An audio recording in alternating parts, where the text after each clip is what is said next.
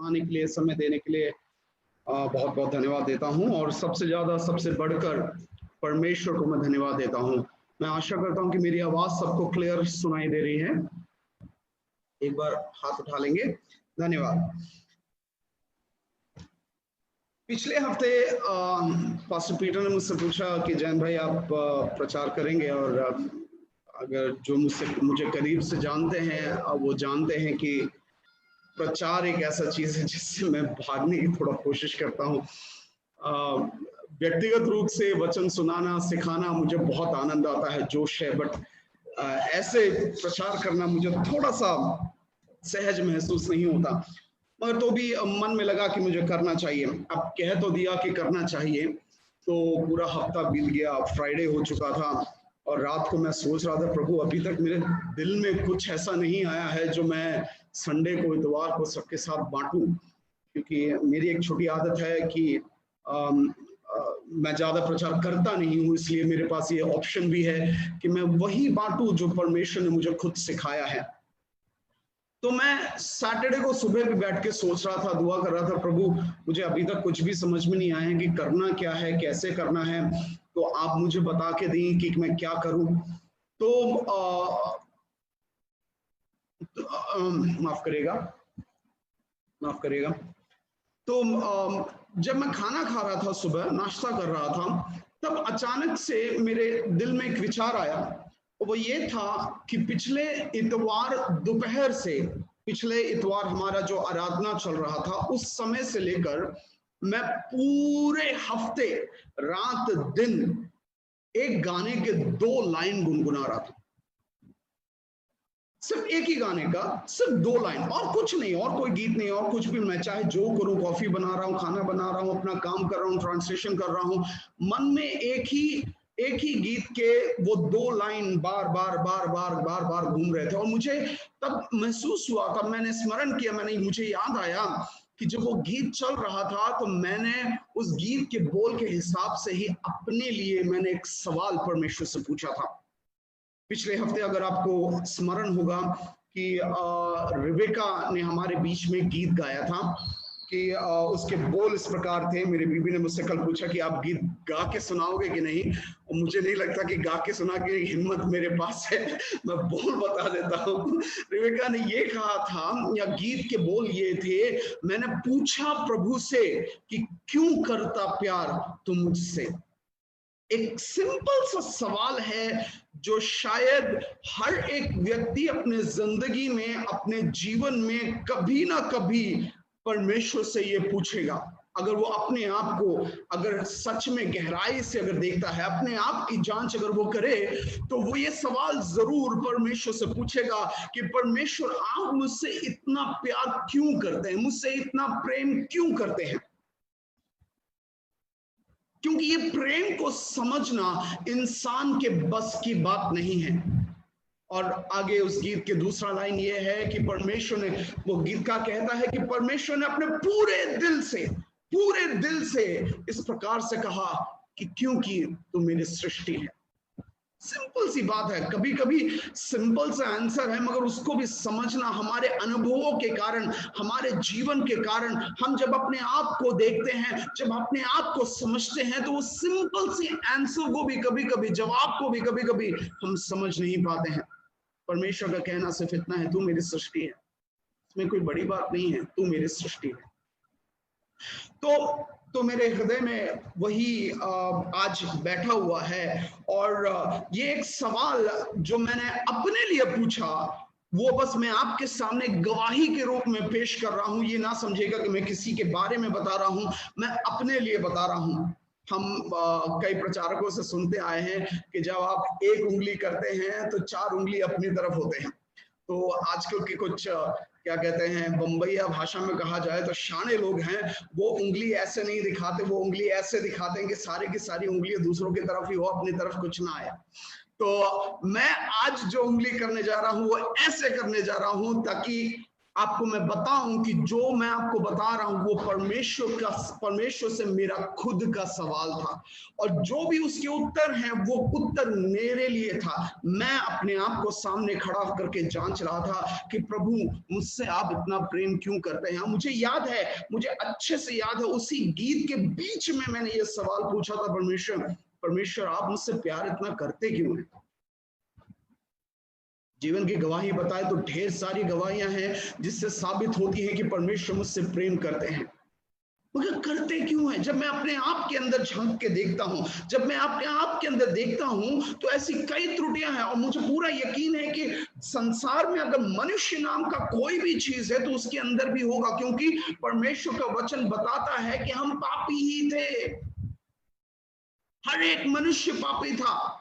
तो कोई ना कोई चीज या कमी घटी हमारे अंदर होगी जो परमेश्वर के प्रेम को रोक देना चाहिए, या परमेश्वर के प्रेम से हमें अलग कर देना चाहिए, क्योंकि हम जानते हैं कि पाप एक ऐसी चीज है जो हमें परमेश्वर के करीब जाने नहीं देती, मगर उसके बावजूद भी परमेश्वर ने हमसे प्रेम किया। और इस प्रेम के बारे में, उस सवाल के बारे में आज हम थोड़ा सा देखेंगे।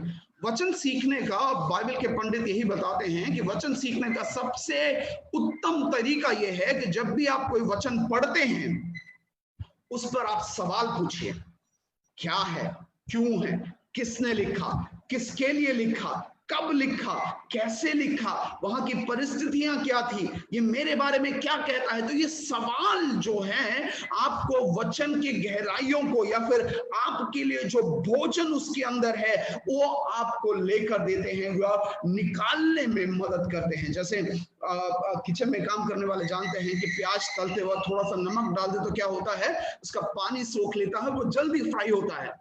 उसी समय, उसी तरह से ये वचन जो है, जब हम वचन के ऊपर सवाल पूछते हैं तो वो जल्दी से हमें समझ में आता है। आयुर्वेद इस प्रकार से बताता है, चबा के खाया हुआ खाना, अच्छे से चबा के खाया हुआ खाना पाचन के लिए बहुत अच्छा है, डाइजेशन के लिए बहुत अच्छा होता है। वचन भी ऐसा ही है, उसको मनन जितना आप करते हैं, उस पर सवाल जितना आप पूछते हैं, वो आपके जीवन में उतना बेहतर काम करता है। तो आइए देखें कि क्यों परमेश्वर हमसे प्रेम करते हैं। मैंने इसका बहुत गहन बाइबल स्टडी तो नहीं किया है, मगर जो मेरे दिल में, मैंने आपको पहले भी बताया, मेरे दिल में जो कुछ एक बात थी उसको मैंने 2 या 3 पॉइंट में लिख के रखा है, और मैं वो आपके सामने पेश करना चाहता हूं। उससे पहले मैं आपसे एक बात ये बताना चाहता हूं कि ये जो सवाल है कि परमेश्वर आप मुझसे क्यों प्रेम करते हैं, ये एक सवाल सिर्फ मनुष्य के दिमाग में ही आ सकता है।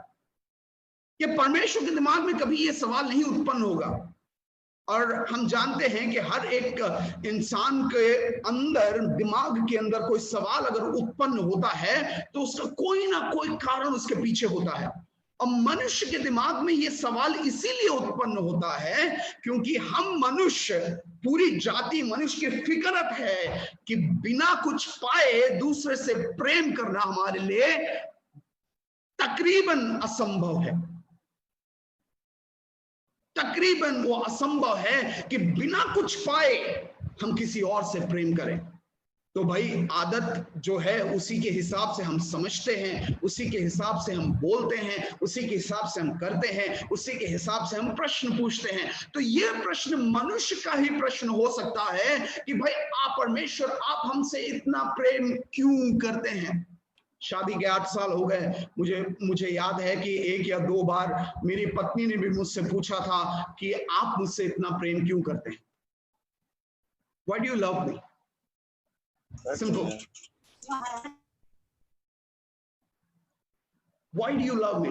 तो मेरा जवाब सिर्फ इतना था कि भाई उसमें बोलने या पूछने वाली बात क्या है। तुम मेरी पत्नी हो, जीवन मेरा तुम्हारे साथ बिताना है। जितना प्रेम करूंगा उतना मेरे लिए अच्छा है, नहीं तो जितना गुस्सा करूंगा या ना करूंगा मेरा जीवन नरक हो जाएगा। ये तो रही मजाक की बात, मगर सत्य ये है कि जब परमेश्वर हमें देखते हैं और परमेश्वर हमें जांचते हैं तो उनको हाँ त्रुटियां दिखाई देती हैं, हाँ उनको दुख होता है, हाँ उनको तकलीफें होती हैं, मगर वो सिर्फ एक ही चीज देखते हैं कि हम उनके हैं। आइए 3 कारणों के बारे में हम देखें कि क्यों परमेश्वर हमसे प्रेम करते हैं। पहला कारण जो मेरे मन में या मुझे समझ में आया है वो ये है, पहला यूहन्ना 4 का 7 और 8। पूरा वचन नहीं पढ़ूंगा, बस उसके कुछ एक शब्दों को पढ़ के मैं खत्म करूंगा, मगर आप अगर अपने वक्त में पढ़ना चाहे तो उसको पढ़ सकते हैं। जो प्रेम नहीं रखता वो परमेश्वर को नहीं जानता, क्योंकि परमेश्वर प्रेम है। मैंने आपको पहले बताया था, सरल से उत्तर, सिंपल से आंसर। यहां पे एक सिंपल सा आंसर ये है कि परमेश्वर हमसे प्रेम रखते हैं क्योंकि खुद परमेश्वर प्रेम है। यूहन्ना कहता है, अब यूहन्ना के बारे में अगर हम बात करें तो हम वचन में देखते हैं, पाते हैं कि परमेश्वर प्रभु यीशु मसीह का प्रिय शिष्य था। वो बहुत करीबी था, वो भावुक रूप से यूहन्ना जो है यीशु मसीह का करीबी व्यक्ति है। ठीक है, अब ये व्यक्ति जो यीशु मसीह का प्रिय था या फिर उसके बहुत करीब रहता था, हम देखते हैं कि क्रूस पे चढ़ाते वक्त जब क्या कहते सारे चेले छोड़ के भाग गए, तब भी यही वहीं पे खड़ा हुआ था। ये चेला जो प्रभु यीशु मसीह के शायद दिल को करीब से जानता है, वो ये कहता है कि प्रभु परमेश्वर जो है वो प्रेम है। सरल सी बात है, सरल सा एक्सप्लेनेशन है, सरल सी बात है कि परमेश्वर प्रेम है, और उससे ज्यादा कोई सिंपल आंसर हो ही नहीं सकता, उत्तर हो ही नहीं सकता कि परमेश्वर हमसे क्यों प्रेम करते हैं। क्योंकि परमेश्वर प्रेम है। परमेश्वर से पूछा गया, मूसा ने पूछा, परमेश्वर आप कौन है, आपका नाम क्या है? परमेश्वर ने जवाब दिया निर्गमन की किताब 3:14 में कि मैं हूं सो हूं। भाई इसमें क्या जवाब दूं, मैं क्या बताऊं, क्या एक्सप्लेनेशन दूं, क्या नाम दूं अपने आप को? मैं हूं सो हूं, जो हूं वो हूं, खत्म बात। अगर तुम परमेश्वर की व्याख्या करने लगो या फिर उनके बारे में समझाने लगो तो कहां तक जाओगे? पूरी जिंदगी गुजर जाएगी तब भी खत्म नहीं होगा उनका व्याख्या, उनके वर्णन खत्म नहीं होंगे।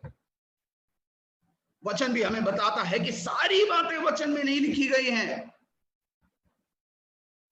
बस परमेश्वर की कुछ एक बातों को हम समझ सकते। इसलिए परमेश्वर हम नश्वर मनुष्य से कहते हैं कि मैं हूं सो हूं, उसके आगे तुम खुद समझ जाओ। आगे भी हम देखते हैं कि यहाँ पे भजनकार भजन संगीता 109 के 21 में इस प्रकार से कहता है, परमेश्वर अपने नाम के निमित्त मुझ पर करुणा कर। वो ये नहीं कहता कि मेरे बारे में सोचे, मैं आपका खास हूं, मैं आपकी आराधना करता हूं, मैं आपका प्रजा हूं, मैं आपका जन हूं। नहीं, उसलिए नहीं कहा। तो उसने कहा परमेश्वर अपने नाम के निमित्त। परमेश्वर का नाम क्या है? मैं हूं सो हूं। अपने नाम के निमित्त, जो परमेश्वर आप हैं, मेरे हिसाब से नहीं, अपने हिसाब से मुझ पे करुणा कर। दाऊद ने एक बार पाप किया और उसको परमेश्वर ने कहा, चल तेरे पास 3 ऑप्शन है, 3 चुनाव है, 3 दंड मैंने तेरे लिए चुन के रखे, उसमें से एक तू चुन ले। अपनी मर्जी से एक दंड चुन ले, दंड तो मिलना है मगर जो मर्जी वो दंड तू चुन ले। दाऊद बड़ा चालू इंसान था या फिर अक्लमंद बोलो, जो भी बोलो। उसने क्या कहा? उसने ये कहा, प्रभु आप ही डिसाइड कर लो। क्योंकि वो शायद कहीं ना कहीं जानता था, वो व्यक्ति जो परमेश्वर के हृदय के करीब था, वो व्यक्ति जानता था कि परमेश्वर अपनी करुणा में, अपने प्रेम में जो हमारे लिए करते हैं या फिर उसको जो दंड देंगे, वो उसके चुने हुए दंड से बहुत कम होगा। इसलिए वो कहता है, प्रभु आप ही चुन लीजिए, आप ही बता दीजिए कि मुझे क्या चाहिए। मनुष्य के हाथों में पड़ने से तो बेहतर है कि आपके, ध्यान रखिएगा उस शब्द जो कहता मनुष्य के हाथ में पड़ने से बेहतर आपके हाथ में पड़ना है। क्योंकि वो जानता था, वो अंदर ही अंदर जानता था कि परमेश्वर प्रेम है, उनकी करुणा परंपार है और उसका कोई था नहीं, उसका कोई गहराई नहीं, और उसके हाथ में पड़ना, उनके हाथ में पड़ना ही उसके लिए सबसे उत्तम है।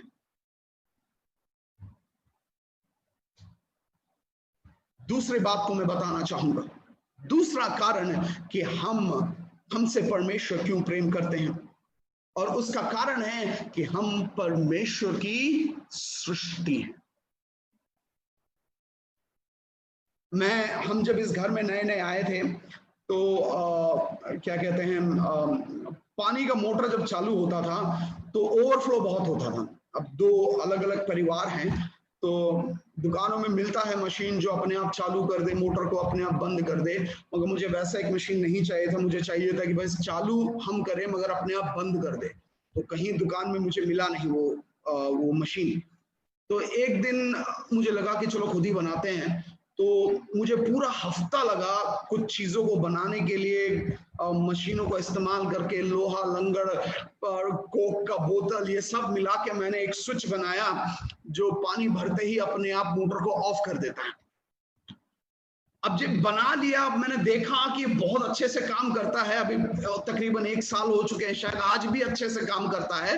तो मुझे याद है कि पहले 2, 3, 4 दिन मैं जब भी वक्त मिलता मैं सीढ़ी लेके ऊपर चढ़ जाता हूँ, मैं खड़ा के देखता रहता था, यार मस्त चीज बनाया है यार मैंने, ये पहले क्यों नहीं मेरे दिमाग में आया। और बट देखता रहता था कि वो करता कैसे काम, मुझे मालूम है कैसे करता है, मगर वो देखने में जो आनंद आता था क्योंकि मैंने उसको अपने हाथों से बनाया है। परमेश्वर ने मनुष्य को अपने हाथों से बनाया है, तो जाहिर सी बात है अपनी बनाई हुई चीज में जो आनंद आता है, जिसको आपने बड़े प्यार से बनाया है, बड़े भावनाओं के साथ बनाया है, अब और ऊपर से एक और बात, अपनी तरह बनाया है, उससे आप क्यों कर प्रेम ना करेंगे। हम मनुष्यों के लिए समझना मुश्किल हो सकता है, हम कहीं ना कहीं उस व्यक्ति को या फिर उस शख्स को जिसको हमने मदद किया है या फिर हमने बढ़ाने में मदद किया है, कहीं ना कहीं जाकर इंसान की एक सीमा होती है, उससे आगे प्रेम नहीं कर सकता। मतलब परमेश्वर है, उनकी कोई सीमा नहीं है। सीमा नाम के शब्द उनके डिक्शनरी में हम नहीं पाते हैं, उनके शब्दकोश में हम नहीं पाते हैं। और परमेश्वर कहते हैं या परमेश्वर के नजरिए से देखें तो हम उनकी सृष्टि हैं। उत्पत्ति पहले अध्याय के 4 पद में, 12 पद में, 18 पद में, 21वें पद में और 25वें पद में, पढ़ने की जरूरत नहीं है, परमेश्वर एक खास बात कहते हैं। जब भी वो किसी चीज की सृष्टि करते हैं तो वो कहते हैं कि अच्छा है, अच्छा है, अच्छा है, बढ़िया, बहुत अच्छा। वो देखते हैं कि भाई सारा सिस्टम कायदे से काम कर रहा है, पृथ्वी कायदे से घूम रही है, रोशनी सब सही से सेट हो चुकी है, वनस्पति ठीक से हो चुकी है, जो जीव जंतु चाहिए था वो सब ठीक है, सब सेट हो गया, मेरी योजना के हिसाब से सब बन गया। उसके बाद 27वें पद में वो मनुष्य को बनाते हैं अपने स्वरूप में। मैंने कहा था ना कि उन्होंने अपने ही समान मनुष्य को बनाया, इसलिए कुछ ज्यादा ही मनुष्य खास है, राइट। तो हम देखते हैं कि उन्होंने अपने स्वरूप में मनुष्य को बनाया, मगर 31वें पद में जो कल मैंने देखा, आज तक मैंने नहीं देखा था, कल क्या आज सुबह की बात ही है, आज तक मैंने नहीं देखा था, वो ये था कि 31वें पद में लिखा हुआ है अच्छा नहीं, बहुत अच्छा है। इंग्लिश में लिखा है वेरी गुड। मायने रखता है बात। सारी सृष्टि को परमेश्वर ने बनाया और बड़ा कॉम्प्लिकेटेड चीज है, आज भी साइंस विज्ञान उसको समझने के लिए अपना माथा फोड़ रहा है, उसको अभी तक समझ नहीं पाया है। अभी भी समझ में नहीं आ रहा कि ये ब्रह्मांड बना कैसे, ये हुआ कैसे, कहां से आया, अभी भी वो विस्फोट के पीछे पड़े हुए हैं। मगर यहां पर परमेश्वर का वचन कहता है 31वें पद में मनुष्य को बनाने के बाद कि बहुत अच्छा है। उनको अपनी सृष्टि से इतना अधिक प्रेम था, इतना अधिक एक तरीके से कहा जाए तो गर्व था कि यार मैंने बहुत अच्छा काम किया। मस्त चीज बनाई है, और सृष्टि से वो क्यों कर प्रेम ना करेंगे? उस सृष्टि से वो क्यों कर प्रेम ना करेंगे? तीसरी बात हम देखेंगे, तीसरी बात है क्योंकि हम उनकी संतान हैं। वचन बताता है पहला यूहन्ना तीसरे अध्याय पहले पद में, पहला यूहन्ना तीसरा अध्याय पहले पद में, देखो पिता ने हमसे कैसा प्रेम किया है कि हम परमेश्वर की संतान कहलाए, और हम हैं भी। यहाँ पे लिखा तो ये है कि हमने हमसे प्रेम इसलिए किया ताकि हम कहलाए जाएं कि हम परमेश्वर की संतान हैं।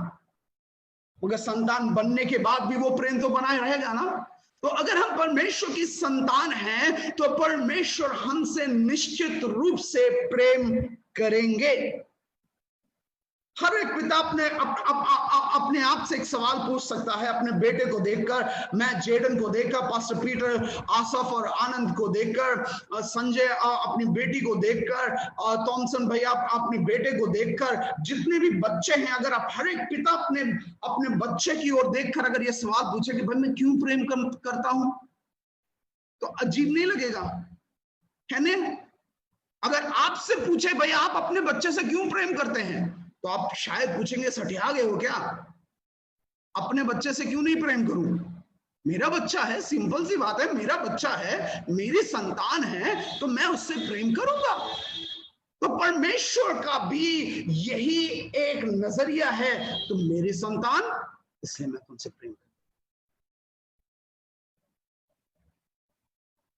अगर आप देखेंगे ये तीनों जवाब बड़े सिंपल से थे, मगर हमारा अनुभव, हमारी त्रुटियां, हमारी कमियां, मैं कहूं मेरी कमियां, मेरी त्रुटियां, ये सोचने में मजबूर कर देती हैं मुझे कई बार कि प्रभु आप मुझसे प्रेम क्यों करते हैं? ऐसे कौन से झंडे गाड़े हैं मैंने आपके लिए कि आप मुझसे प्रेम करते हैं? हमारी सारी मेहनत, हम जो कुछ करते हैं, चाहे जितना भी बड़ा क्यों ना हो, परमेश्वर की नजर में कुछ भी नहीं है। हमें ये बात समझने की आवश्यकता है, हमारी तरफ से कुछ भी नहीं है। संजय ने गीत गाया था आज, उसके बोल मुझे ठीक से याद नहीं आ रहे, मगर सेकंड स्टैंजा में कहीं वो ये था कि मुझे अपनी तरफ से नहीं, सब कुछ जो मिला है मुझे वो आपकी तरफ से मिला है, आप ही ने मुझे दिया है, मैंने उसके लिए कुछ नहीं किया। अगर हम करने की कोशिश करें या किए भी हों तो उनके सामने या परमेश्वर के प्रेम के सामने वो सब फीका पड़ा रहेगा, उसकी तुलना हम नहीं कर सकते। हमारे पास कुछ भी ऐसा नहीं है कि तराजू में एक तरफ प्रेम को रखे, एक तरफ अपनी क्रियाओं को रखे और कहें कि भाई हम परमेश्वर के प्रेम को बराबर कर देंगे या उसकी कीमत हम चुका देंगे। कैसे चुकाओगे जब है ही नहीं? हम सब अपने बच्चों के लिए बहुत कुछ करते हैं, अपनी सीमा के अनुसार, अब हमसे जितना हो सकता है उसमें से सबसे उत्तम करते हैं। मैं अपनी बात बताऊं तो जेडन के लिए बहुत कुछ खरीदने की चाहत है, जितना हो सकता है मैं उसके लिए लेके देता हूं। मुझे बहुत अच्छा लगता है उसके चेहरे की खुशी देखने के लिए, मुझे बहुत अच्छा लगता है जब वो उसकी आंखें निकल आती है और कहते हैं अरे वाह, वो बोलता है। जब वो बोलता है तो मुझे बहुत अच्छा लगता है, क्योंकि मेरा बेटा खुश है और उसकी खुशी में, उसके आनंद में मुझे आनंद आता है। हम सब के सब अपने बच्चों को अच्छा और उत्तम देने की कोशिश करते हैं, और वही क्या कहते हैं, हम दृष्टांत में भी देखते हैं कि अगर संसारिक पिता अपने बच्चों के लिए सबसे उत्तम सोचता है तो हमारे स्वर्गीय पिता हमारे लिए कितना बेहतर सोचते होंगे। और उसके लिए एक ही चीज है, उसका एक ही कारण है, क्योंकि वो हमसे प्रेम करते हैं, क्योंकि हम उनकी संतान हैं।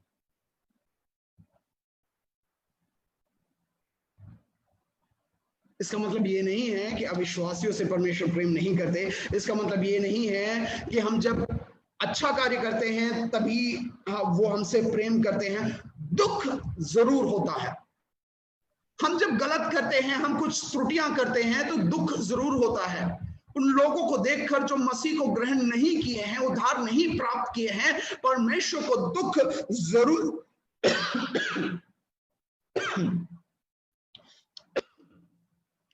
जरूर होता है,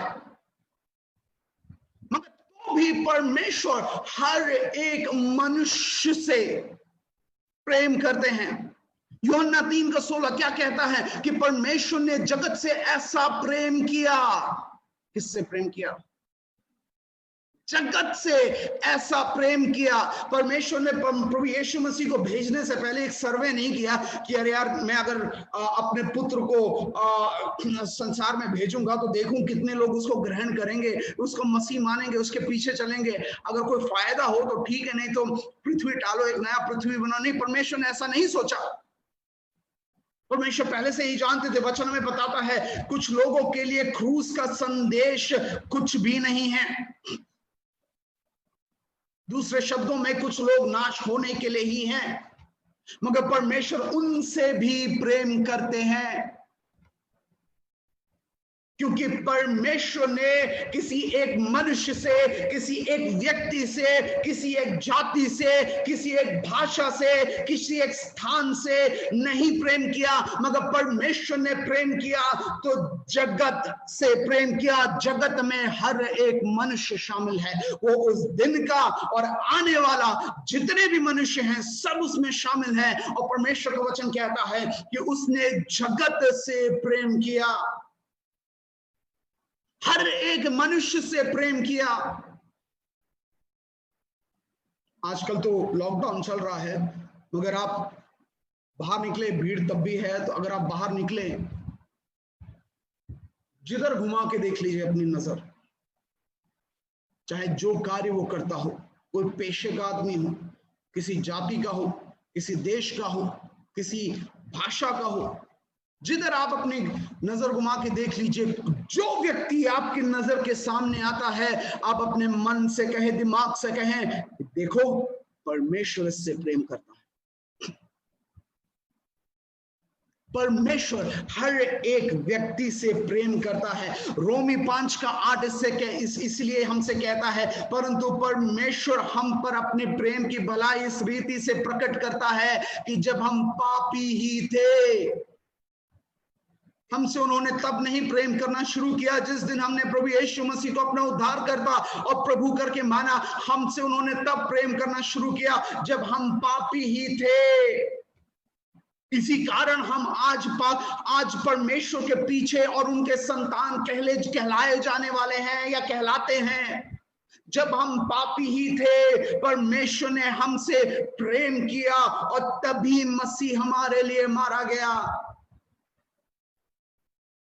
मसीह ने ये नहीं पूछा, अच्छा मैं आ रहा हूं, मरने से पहले तुम ये बताओ तुम मेरे पीछे चलोगे, तभी मरूंगा तुम्हारे लिए ना। अगर ऐसा कहा होता तो 2000 साल पहले जितने चेले थे, आसपास के शिष्य थे, जो एक्स्ट्रा शिष्य थे, वही उद्धार पाते, हम सब के सब रह जाते, नाश होने के लिए रह जाते। हमें मौका ही नहीं मिलता कि उसकी संतान हम कहलाए जाएं, उनकी संतान, उनके अपने हम कहलाए जाएं। नरक में जाने वाले होते हम। आज हम स्वर्ग में जाने की आशा इसलिए रखते हैं क्योंकि उन्होंने हमारे लिए अपना प्राण तब दिया जब हम पापी ही थे। हमने उनको ग्रहण करने से पहले, उनको प्रभु मानने से पहले, उनको उद्धारकर्ता के रूप में ग्रहण करने से पहले ही उन्होंने अपने प्राण को हमारे लिए दिया। उन्होंने ये नहीं देखा कि कल को जैन मुझे अंगीकार करेगा कि नहीं करेगा, उससे कोई फर्क नहीं पड़ता, मैं उसके पाप के लिए अपने प्राणों को देने वाला हूं। वो करे तो मैं उसको साथ में लेकर जाऊंगा, नहीं तो मुझे दुख जरूर होगा, मगर प्रेम मेरा उसके लिए कम ना होगा। प्रेम मेरा वही का वही रहेगा जिस दिन मैंने उसकी सृष्टि की थी। भजन 139 में 13-14 पद में जब हम देखते हैं कि कोख में, मां की कोख में, यानी इससे पहले कि हम बने थे, परमेश्वर ने जैन को चुन लिया था। परमेश्वर जैन का नाम जानते थे और परमेश्वर जैन के संग रहना चाहते थे। परमेश्वर जैन से प्रेम करने लगे थे। वो चाहे जैन उसको एक्सेप्ट करे, उसको ग्रहण करे या ना करे, हर एक मनुष्य के लिए, हमारे लिए भी, हम उनके प्रेम को ग्रहण करें या ना करें, वो हमसे प्रेम करते हैं क्योंकि वो प्रेम है।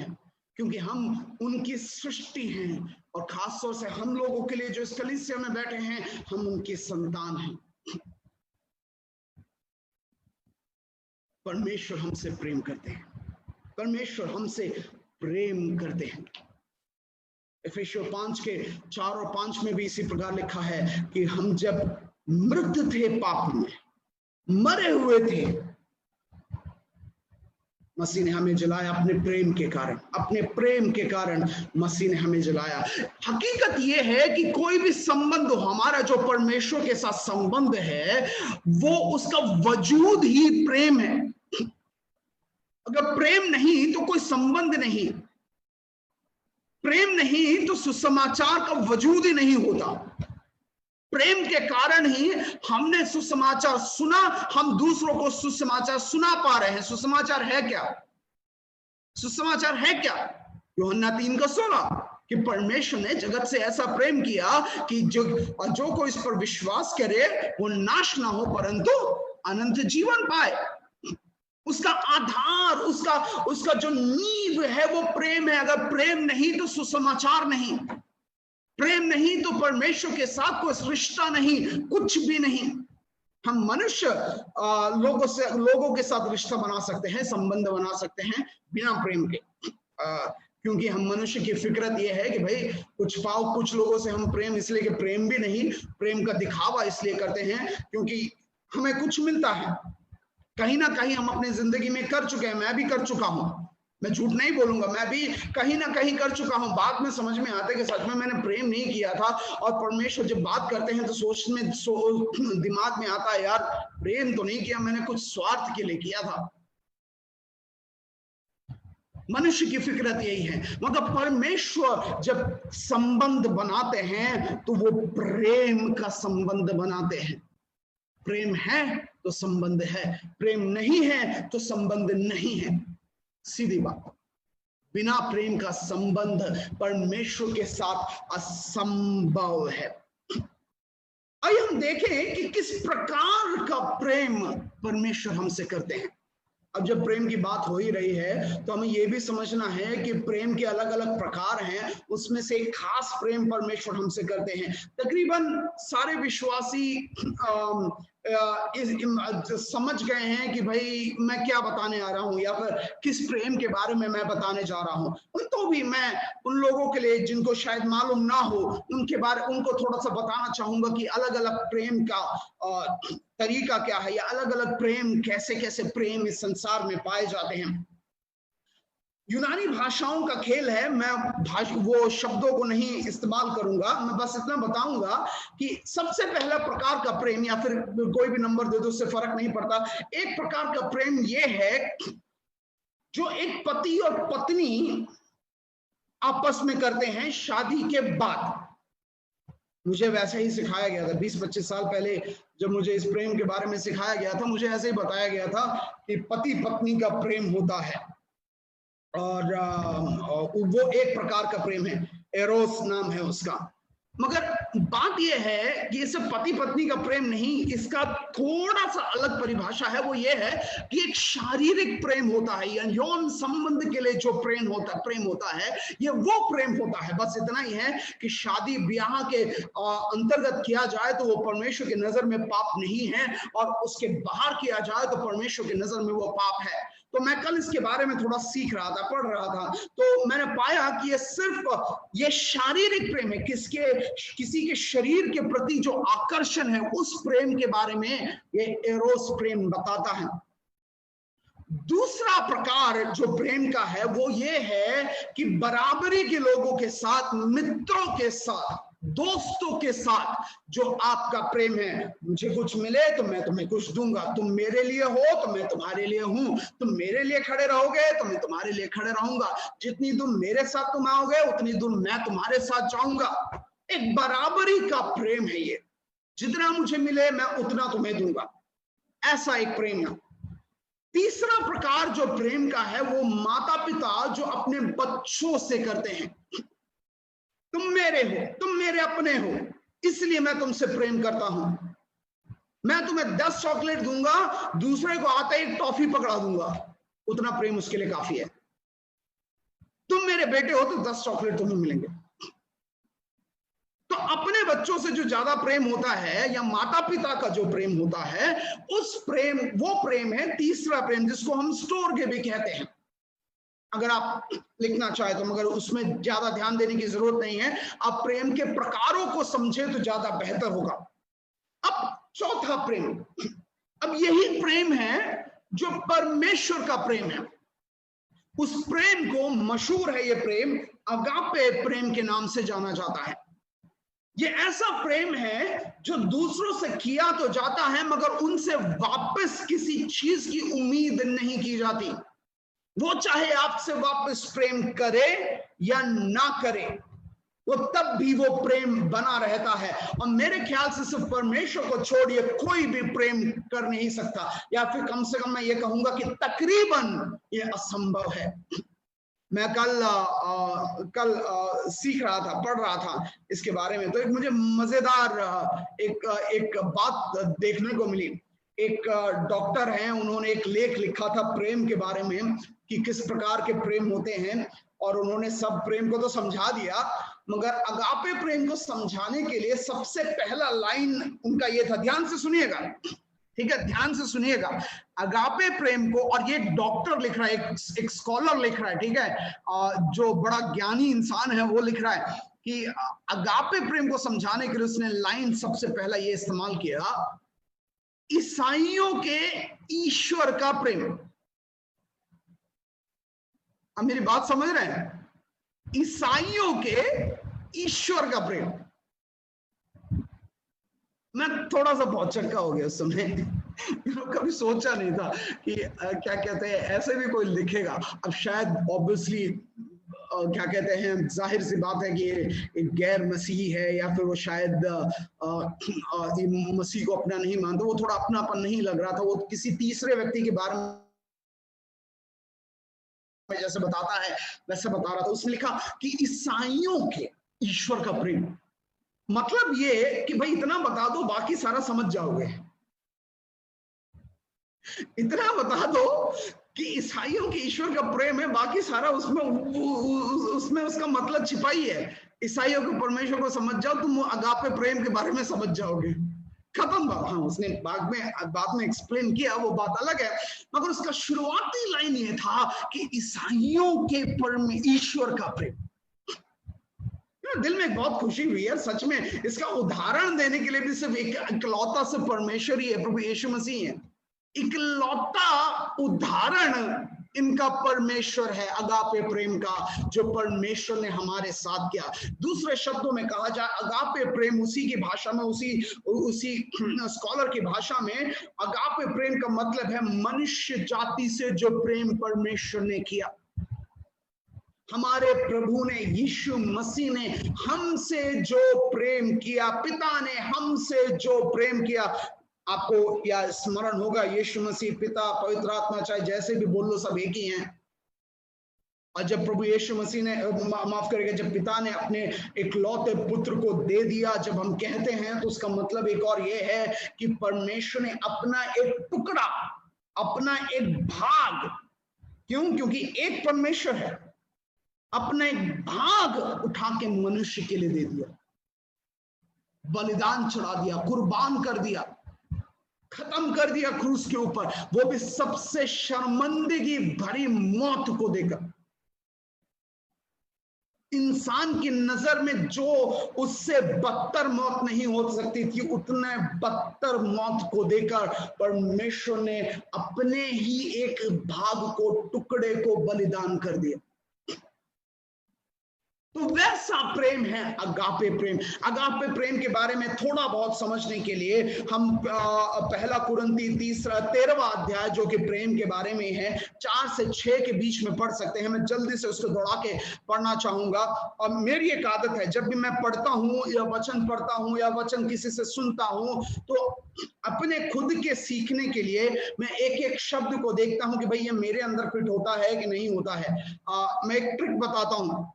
अगर आपको लगता है कि आप बहुत अच्छे मसीह हैं, मैं आपके बारे में कुछ नहीं कह रहा हूं, मैं चाहता हूं कि आप खुद इसको समझे या खुद इसको देखें। अगर आपको लगता है कि आप बहुत अच्छे मसीह हैं, तो आप गलातियों 5वां अध्याय उसका 19-20 जो पद है, यानी शरीर के जो काम हैं, उसको एक एक करके पढ़ना शुरू करिए।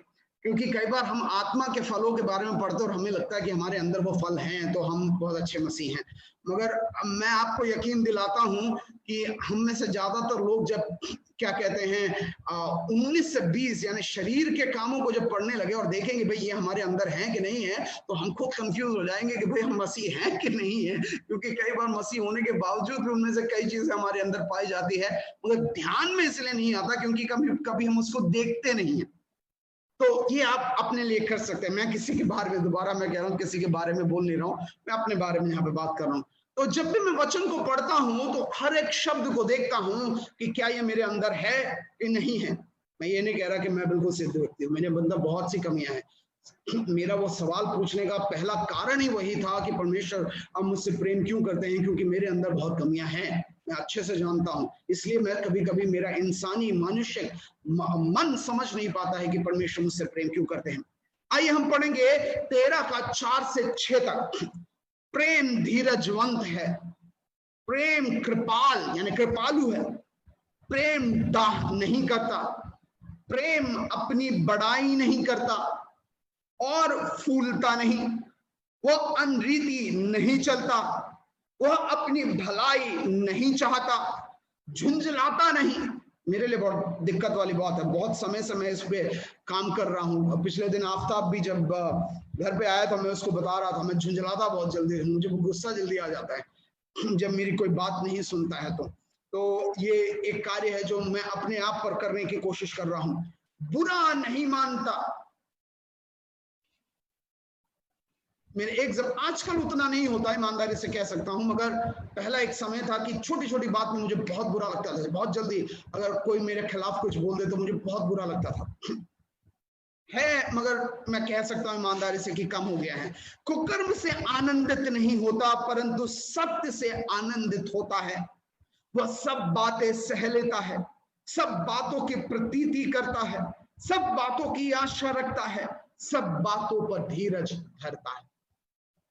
अगापे प्रेम का एक छोटा सा नमूना है यहां पर जो परमेश्वर हमसे करते हैं। पौलुस ने इसको समझा, इसको जाना, और उसने पूरा का पूरा एक अध्याय, चाहे 5, 6, 7, 8 वचन का ही क्यों ना हो, उसने उसके ऊपर उसने नियुक्त कर दिया, उसके ऊपर न्यौछावर कर दिया कि उसने कहा कि भाई प्रेम, आशा और विश्वास, इन सब में बढ़कर। पिछले दिनों मैं जियो भाई से बात कर रहा था, हमारे वाईवैन नॉर्थ के जो अगुए हैं उनसे मैं बात कर रहा था। वो कह रहे थे कि हमारे चर्च में पिछले कुछ दिनों से विश्वास के बारे में क्या कहते हैं प्रचार हो रहा है। कई लोगों ने आके विश्वास के बारे में प्रचार किया है। तो आज हम दूसरा एक और तथ्य देख रहे हैं, प्रेम, और शायद आने वाले दिनों में परमेश्वर आशा के विषय में किसी से हमारे बीच में वचन शेयर करवाएं। मगर आज के लिए जब हम प्रेम को देखते हैं तो प्रेम का एक छोटा सा नमूना, उसमें कई खूबियां होती हैं परमेश्वर के प्रेम में। मैं इंसान के प्रेम में नहीं के बात नहीं कर रहा हूं, वो शारीरिक प्रेम या फिर दोस्तों या बराबरी वाले के प्रेम या माता पिता के प्रेम के बारे में बात नहीं कर रहा हूं। मैं अगापे प्रेम यानी परमेश्वर के प्रेम के बारे में बात कर रहा हूं, और कह रहा हूं कि ये सारी बातें एक छोटा नमूना है कि परमेश्वर हमसे कैसे प्रेम करते हैं।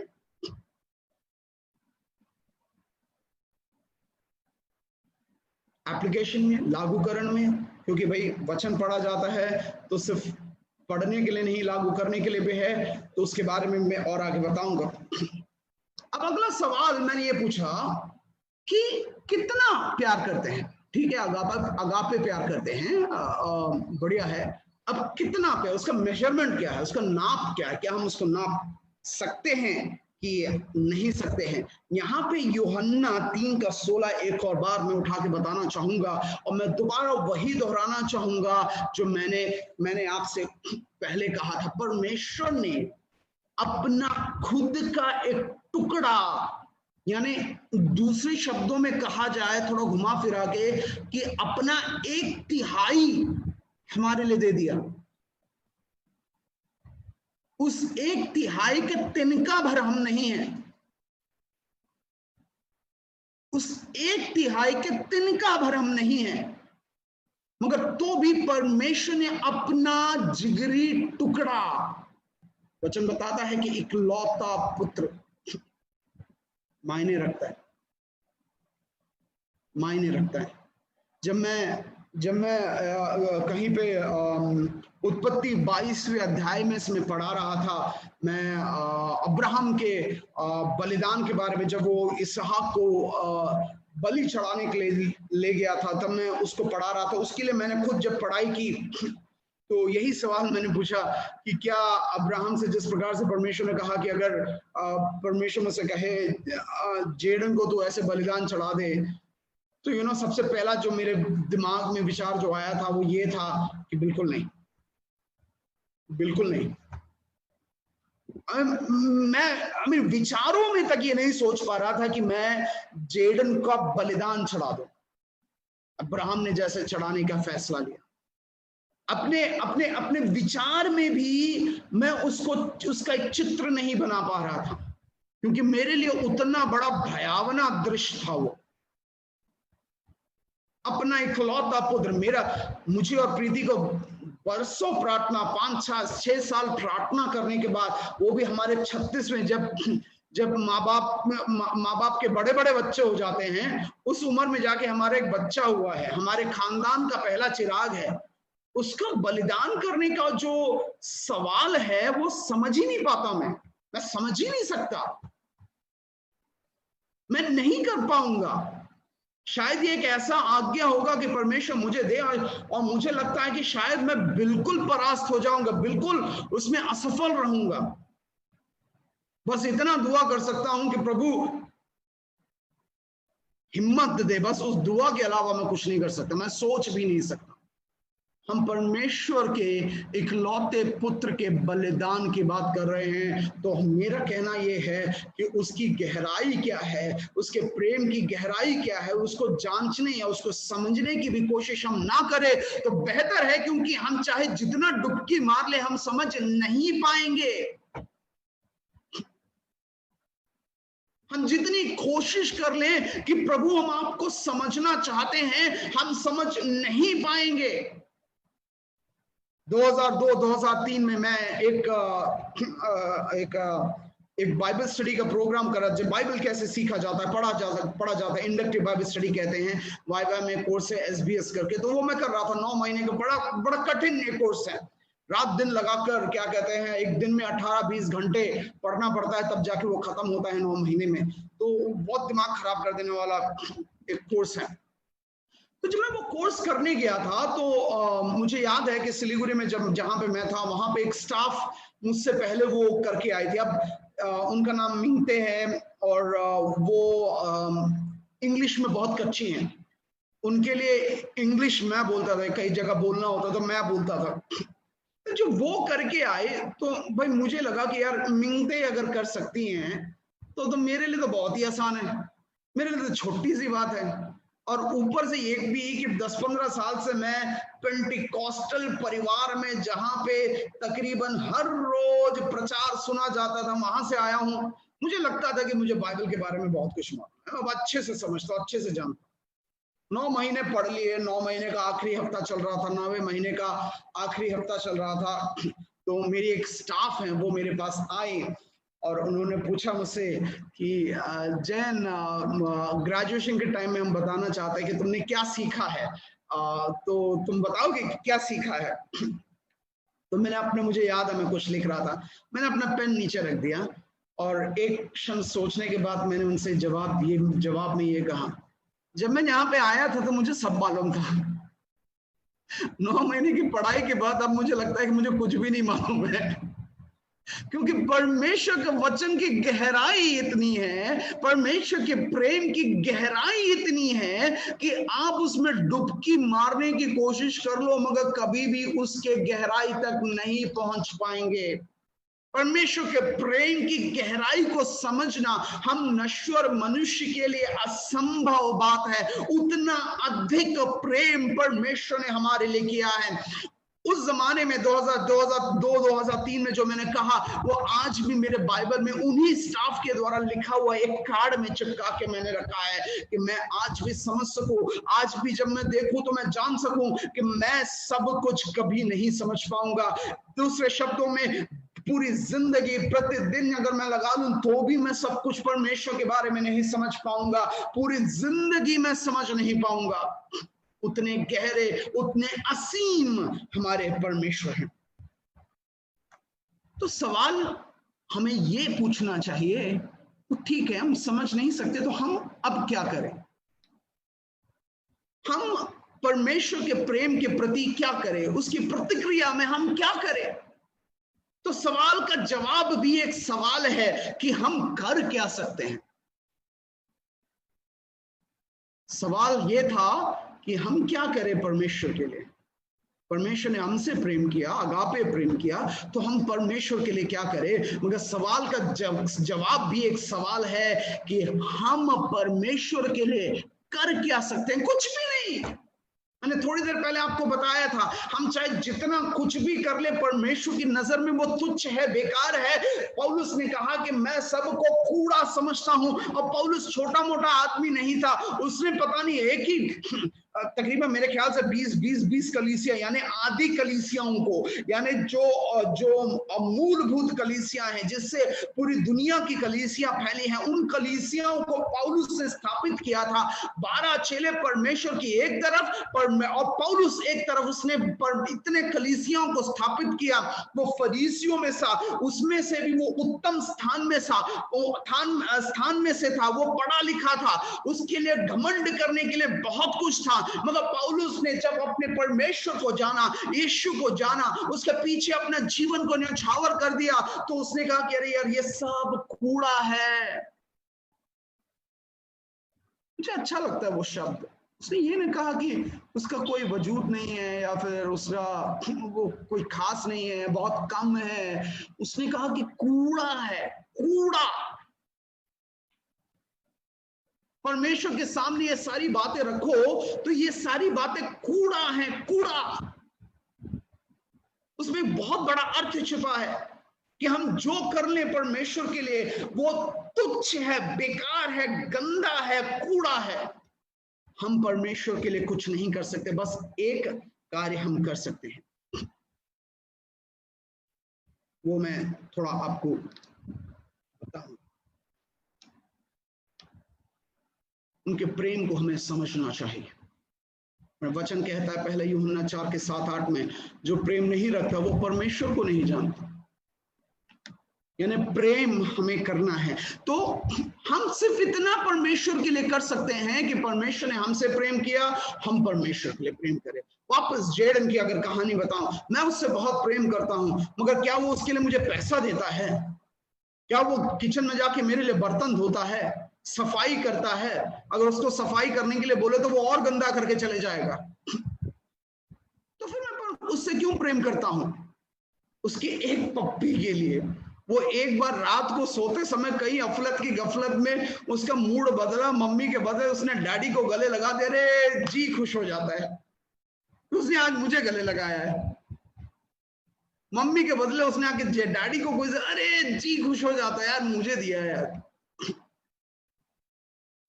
हम बस परमेश्वर से वापस प्रेम कर सकते हैं, उसके अलावा हम कुछ भी नहीं कर सकते, क्योंकि हम कर ही नहीं सकते। तो अगला सवाल, आज सवालों का खेल है। अगला सवाल, हम कैसे परमेश्वर से प्रेम करें? अगर आपके पास बाइबल है तो कृपया खोल लें यूहन्ना 14वां अध्याय और उसका 21वां पद। अगर बाइबल है तो खोल लें यूहन्ना 14वां अध्याय और उसका 21वां पद। जिसके पास मेरी आज्ञा है वह उन्हें मानता है, वही मुझसे प्रेम रखता है, और जो मुझसे प्रेम रखता है उससे मेरा पिता प्रेम रखेगा, और मैं उससे प्रेम रखूंगा और अपने आप को उस पर प्रकट करूंगा। पहले दो लाइन, जिसके पास मेरी आज्ञा है वह मुझे मानता है, और एक और लाइन जोड़ूंगा, वही मुझसे प्रेम रखता है। तो प्रेम परमेश्वर से करने का तरीका क्या है? इस शब्दों से या इन वचन से हम एक बात अच्छे से समझ सकते हैं, परमेश्वर से अगर प्रेम करना है तो एक ही तरीका है उसका। हाँ, हम नश्वर मनुष्य के लिए एक ही तरीका है, वो ये है कि उसकी आज्ञा को मानना। यहाँ लिखा है जिसके पास मेरी आज्ञा है। ये आज्ञा है क्या? आपके पास है आज्ञा? क्या आपके हाथ में वो आज्ञा है? क्या आपने परमेश्वर की उस आज्ञा को कभी देखा है, सुना है, जाना है? अगर आपको मालूम नहीं तो मैं बताना चाहूंगा कि आपने देखा भी है, सुना भी है, जाना भी है। वो आज्ञा हमारे हाथ में जो परमेश्वर का वचन है, बाइबल है, वो है। परमेश्वर का वचन हमारे लिए आज्ञाएं हैं, जिसमें से हर एक प्रत्येक आज्ञा मानना बहुत जरूरी है। परमेश्वर का वचन वो आज्ञा है जिसका पालन करने से हम ये दिखाते हैं, ये साबित करते हैं कि हम परमेश्वर से प्रेम करते हैं। वही एक तरीका है कि हम परमेश्वर आत्मा है, उसको सुबह सुबह जाके एक पप्पी देना, गले लगाना, वो संभव बात नहीं है, और शरीर में हमारे सामने नहीं आते हैं। उनसे प्रेम करने का तरीका, अपने प्रेम को दर्शाने का तरीका सिर्फ एक ही है कि परमेश्वर के वचन को हमें मानना है। वो एक बार मान के खत्म करना नहीं, वो बपतिस्मा की आज्ञा को पूरा करना नहीं, वो किसी और से बस प्रेम कर देना नहीं। उनके प्रेम में बहुत सी बातें आती हैं। जब हम परमेश्वर के वचन को प्रतिदिन पढ़ते हैं, मैंने आपसे कहा एक बार मानने से नहीं, ये प्रतिदिन का कार्य है। मैं अक्सर अपने प्रचार में कहता हूं कि मसीहत, ईसाईयत एक धर्म नहीं है, वो एक जीवन शैली है। मैं अक्सर इस उदाहरण को देता हूं कि क्या मेरे मित्र के पिताजी ने बहुत सालों, बरसों पहले, 25 साल पहले, 30 साल पहले शायद की कहानी है, मुझे ठीक से याद नहीं है। उन्होंने एक कहानी इस प्रकार जो बताई, जो आज भी मेरे दिमाग में बसी हुई है, फंसी हुई है इनफैक्ट कह लें। वो ये थी कि किसी ने उनसे पूछा कि आप कितने प्रतिशत मसीह हैं? सवाल भी बड़ा रोचक है। आप कितने प्रतिशत मसीह हैं, ईसाई हैं? तो उन्होंने जवाब दिया कि मुझे आप एक दिन का समय दीजिए, मैं कल आपको बताता हूं कि मैं कितना प्रतिशत मसीह। सवाल ये नहीं था कि आप मसीह हैं या ईसाई हैं कि नहीं, उन्होंने ये पूछा, सवाल ये था कि आप कितने प्रतिशत ईसाई हैं। तो उन्होंने अगले दिन जाकर क्या कहते हैं, इस प्रकार से कॉल करके उस व्यक्ति को बताया कि मैं तकरीबन 70% मसीह ईसाई हूं। मैं उसको थोड़ा सा और आगे बढ़ाना चाहूंगा। मैं ये कहना चाहूंगा कि सवाल ही पूछना कि भाई क्या आप ईसाई हो, मसीह हो, वो ही गलत है। मैं कहूंगा कि जो सही सवाल है वो ये है कि आज मैं कितना ईसाई था, आज मैं कितना मसीह था। यानी आज रात को मैं पूरे दिन को जांचूं तो मैं ये देख सकता हूं कि आज के इस दिन में मैं कितना मसीह के समान था, मैं कितना मसीही था, मैं कितना ईसाई था। प्रतिदिन का ये कार्य है, प्रतिदिन की ये जांच है जो हमें करनी चाहिए। और ईसाई कैसे बनते हैं, मसीह कैसे बनते हैं? परमेश्वर को प्रेम करने के द्वारा। परमेश्वर से प्रेम कैसे करते हैं? परमेश्वर की आज्ञाओं को मानने के द्वारा। परमेश्वर की आज्ञा को कैसे मानते हैं? परमेश्वर का वचन पढ़ने के द्वारा। प्रतिदिन जब हम परमेश्वर के वचन को पढ़ते हैं तो प्रतिदिन परमेश्वर हमसे बात कर। मैं ये नहीं कह रहा कि हम सारी आज्ञाओं को मान सकते हैं, मैं आपसे नहीं कह सकता, क्योंकि खुद मैं इसमें कभी नहीं, कई बार फेल हो जाता हूं। हर दिन कोई ना कोई ऐसी बात होती है जो शायद मैंने परमेश्वर के हिसाब से ना किया हो। कुछ दिन ज्यादा होता है, कुछ दिन कम होता है, वो बात अलग है, मगर हर दिन कुछ ना कुछ ऐसी बात हो सकती है कि जहां पे परमेश्वर की सारी आज्ञाओं का पालन हमने नहीं किया हो। मगर कोशिश करते रहना, उसको देखते रहना, या फिर वचन को पढ़ते रहना, जांचते रहना, माप से देखते रहना कि भाई सीधी है कि नहीं है, वो बहुत जरूरी है। अगर हम कोरे कागज में कुछ लेटर या पत्र कुछ लिखते हैं तो कई लोगों की हैंडराइटिंग ऐसी होती है कि क्या कहते हैं, लाइनें ऐसी बनने लगती हैं, सीधी नहीं बनती है। वो आर्च में वो अलग अलग डिजाइन होता है, कई का ऐसे होता है, कई का आर्च में होता है, कई का सीधे, कुछ का सीधे हो जाता है। तो हम क्या करते हैं, लाइन वाला पेपर लेकर लिखते हैं, इसलिए ताकि वो सीधी लाइन में लगी रहे, और लाइन की मदद से हम अपने लेख को भी क्या कहते हैं, सीधा रख सकता है। कुछ तो है कि भाई लाइन होने के बावजूद भी टेढ़ा मेढ़ा लिखते हैं। परमेश्वर का वचन हमारे लिए वो रेखा है। हमें हर रोज जांचना है कि क्या हम परमेश्वर की आज्ञाओं को मान रहे हैं, क्या हम परमेश्वर से प्रेम कर रहे हैं, क्या हम परमेश्वर के पीछे चल रहे हैं, क्या हम परमेश्वर के हिसाब से जो करना है वो कर रहे हैं कि नहीं कर रहे हैं। ये हमारे प्रतिदिन की रोटी है जिसको हम परमेश्वर के वचन में देखते हैं।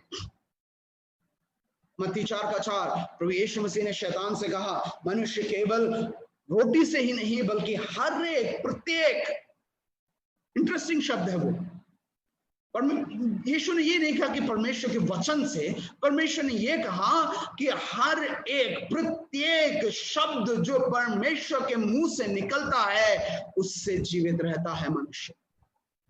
प्रत्येक शब्द परमेश्वर का जरूरी है, वो हमारे लिए आज्ञा के समान है। उसका पालन करते हुए हम अपने परमेश्वर से प्रेम कर सकते हैं। अब अगला सवाल, थोड़ा बहुत मैंने इसके बारे में बताया, मगर सवाल यह है, क्या होगा अगर मैं उस आज्ञा को मानने में असफल रहा? हम में से हर एक मनुष्य है, और मैं जानता हूं, मैं आपके बारे में नहीं बता रहा, मैं मनुष्य के बारे में बता रहा हूं। और अगर आप मनुष्य है तो यह आप पर भी लागू होता है। वो ये है कि मनुष्य जिंदगी में, वो चाहे उद्धार पाया व्यक्ति ही क्यों ना हो, गलतियां करता है और करेंगे भी। जितने समय तक हम जीवित हैं हमारे जीवन में गलतियां होंगी। इसका मतलब ये नहीं है कि हमें गलतियां करते जा रहे हैं, अरे होना तो है तो फिर सही क्या करना है, मगर प्रतिदिन हमारी कोशिश ये रहनी चाहिए कि हम गलतियां ना करें, यानी आज्ञाओं को मानते हुए जीवन बिताएं। मगर अगर अपलत की गफलत में हमसे जब गलतियां होती हैं तो हमें निराश होने की आवश्यकता नहीं है। हमें सिर्फ पश्चाताप करना है और परमेश्वर के करीब वापस आना है, परमेश्वर के सम्मुख वापस आना है। यशायाह 1:18 में लिखा है, तुम्हारे पाप चाहे लाल रंग के हो, यानी जितना गाढ़ा हो, जितना बेकार हो, जितना गंदा हो, तो भी वे हिम की नाय उजले हो जाएंगे। अब हिम की नाय उजले होने का मतलब क्या है? जब सूरज की रोशनी पड़ती है तो ये जो हिम में या स्नो में जो स्केटिंग करने जाते हैं, या जो लोग बर्फ में बहुत समय बिताते हैं, वो आप देखेंगे कि ज्यादातर लोग काला चश्मा लगा के चलते हैं। वो स्टाइल के लिए नहीं है, वो बड़ा कूल दिखने के लिए नहीं लगता है। वो चश्मा, काला चश्मा इसलिए लगता है क्योंकि जब सूरज की किरणें स्नो पर, हिम पर, बर्फ पर जब पड़ती हैं और उसके प्रकाश जो है चारों तरफ फैल जाता है, तो इंसान अगर सीधे उसकी ओर देखे तो अंधा हो सकता है। थोड़ी देर के लिए उसके आंखों की रोशनी जा सकती है। तो उस उजियाले को, उस ज्योति को कम करने के लिए हम काला चश्मा पहनते हैं, या फिर ये प्रोफेशनल्स जो हैं काला चश्मा पहनते हैं ताकि वो अंधे ना हो उस ज्योति की वजह से। वही हाल सूरज को देखने के लिए भी होता है। तो यहाँ पे वचन कहता है कि हिम के नाई उजले हो जाएंगे जब हम परमेश्वर के पास वापस आते हैं। हमने 1 या 2 हफ्ता पहले पास्टर ब्लेसन से सुना था, क्या दूसरा इतिहास 7:14 में, यदि मेरी प्रजा के लोग जो मेरे कहलाते हैं दीन होकर प्रार्थना करें और मेरे दर्शन की खोजी होकर अपने बुरे चाल से फिरें, तो मैं स्वर्ग में से सुनकर उनका पाप क्षमा करूंगा और उनके देश को ज्यों का त्यों कर दूंगा। उनके देश को हटाकर हम अपने आप को रखें, तो हमें ज्यों का त्यों, यानी जिस दिन हम परमेश्वर में आए, प्रभु को उद्धार करता और प्रभु करके हमने ग्रहण किया, तो उस दिन जो हम नई सृष्टि बन गए थे, प्रभु हमें ज्यों का त्यों कर देंगे, वैसा ही कर देंगे, सारी त्रुटियां हटा देंगे, मिटा देंगे। और ये प्रतिदिन का क्रिया होना चाहिए। ये नहीं कि आज कर लिया चलो अब अगले हफ्ते करते, अगले महीने करते, नहीं। कोशिश हमारी ये होनी चाहिए कि हम प्रभु के, मैं खुद इसमें निपुण नहीं हूं, मैं खुद इसमें सिद्ध नहीं हूं, परफेक्ट नहीं हूं, इसलिए मैं ये नहीं कह रहा कि भाई हर एक को होना चाहिए, मैं सिर्फ इतना कह रहा हूं कि हम में से हर एक उसकी कोशिश करते रहनी चाहिए। मत्ती मत्ती मत्ती 26:41 इस प्रकार कहता है, यीशु मसीह ने इस प्रकार कहा अपने चेलों को सोते हुए देखकर। बहुत ही कठिन एक समय से यीशु मसीह गुजर रहे हैं, मगर उनके चेले प्रार्थना करने के बजाय, वो भी खास चेले, सारे चेले नहीं, खास चेले प्रार्थना करने के बजाय सो रहे थे। और यीशु मसीह उनसे आकर कहते हैं, आत्मा तो तैयार है परंतु शरीर दुर्बल है। कई बार हमारी चाहत होती है मन के अंदर कि हम परमेश्वर की आज्ञाओं को माने, परमेश्वर से प्रेम रखें, मगर वचन खुद यीशु मसीह ने कहा है कि शरीर हमारा दुर्बल है।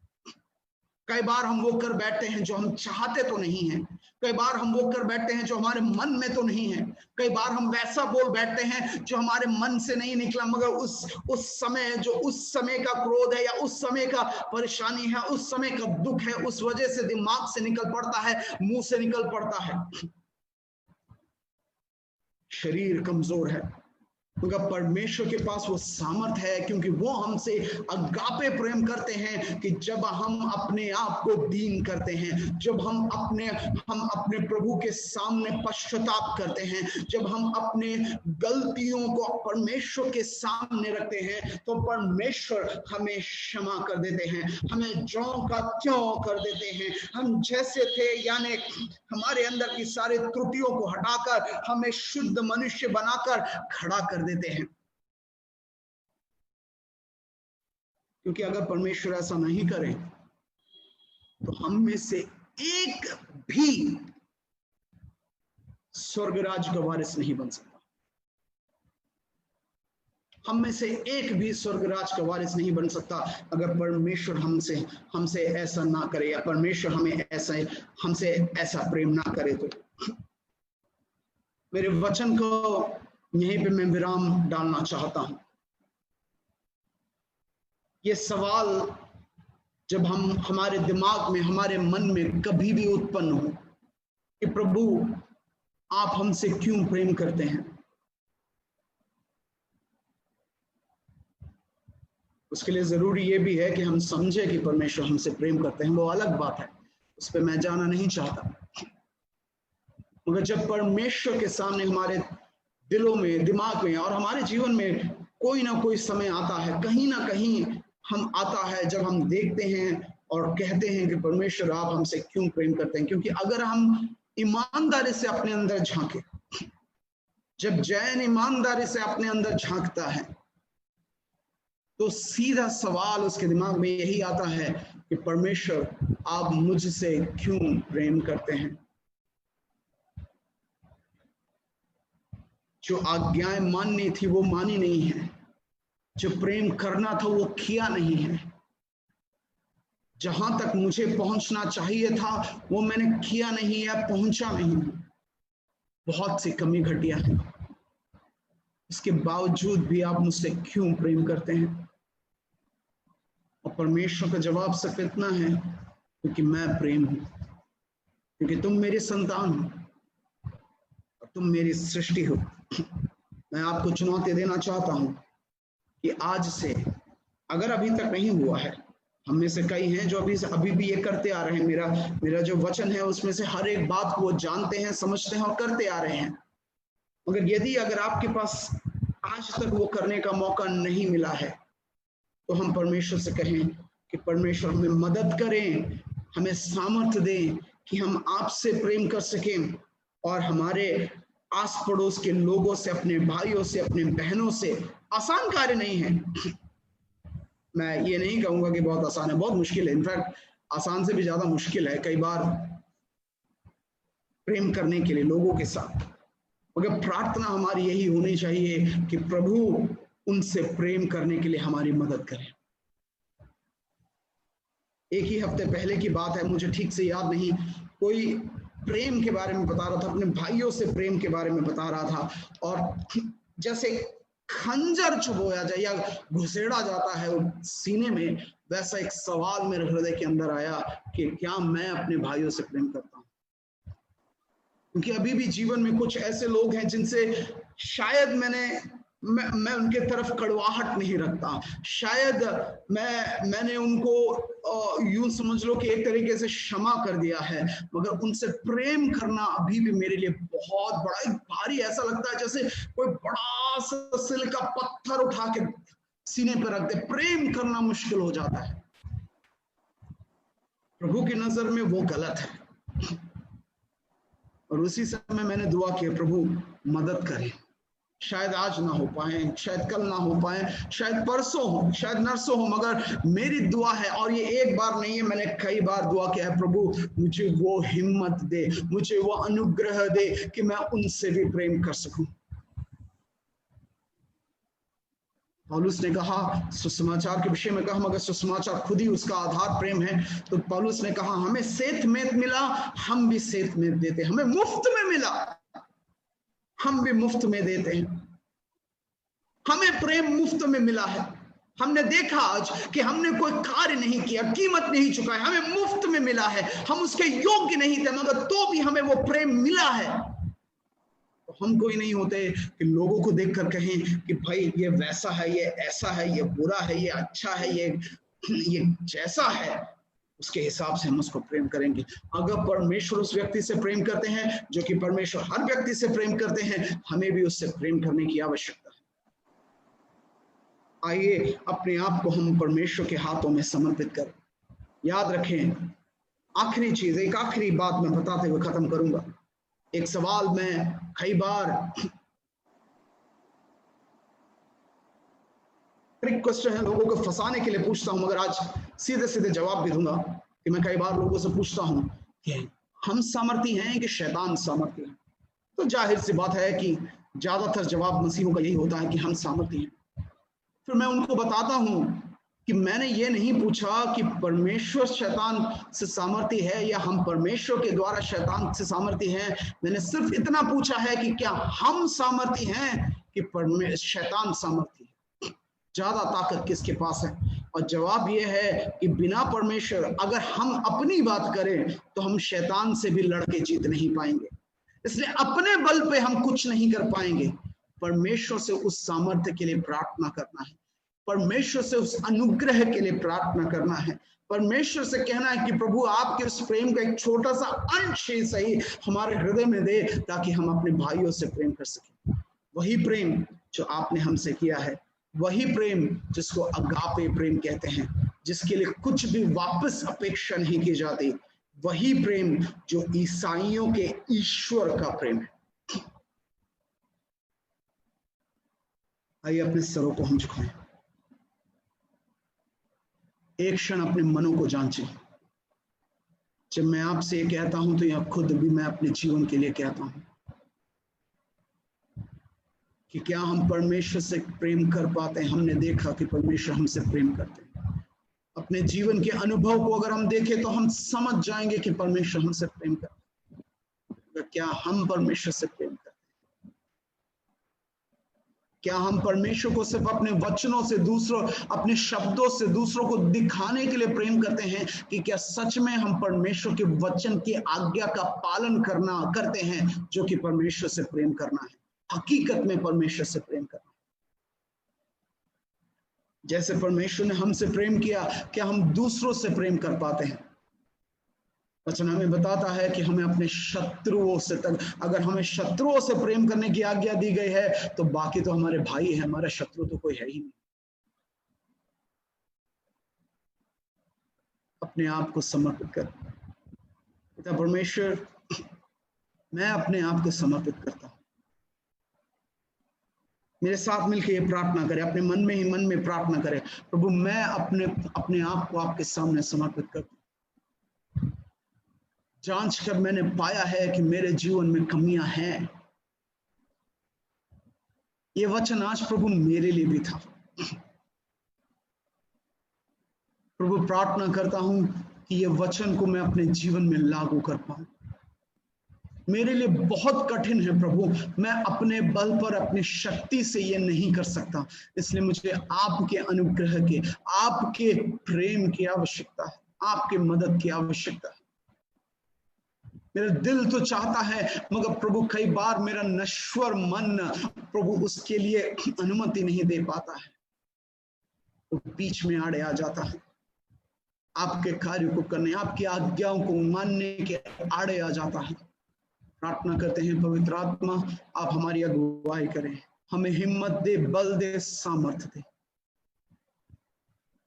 ताकि हम आपको प्रसन्न करने वाले, आप हमसे प्रेम करते हैं मगर हम आपको प्रसन्न करने वाले संतान भी बन पाए। सब कुछ यीशु मसीह के नाम से हम मांगते हैं, आमीन। आशीष।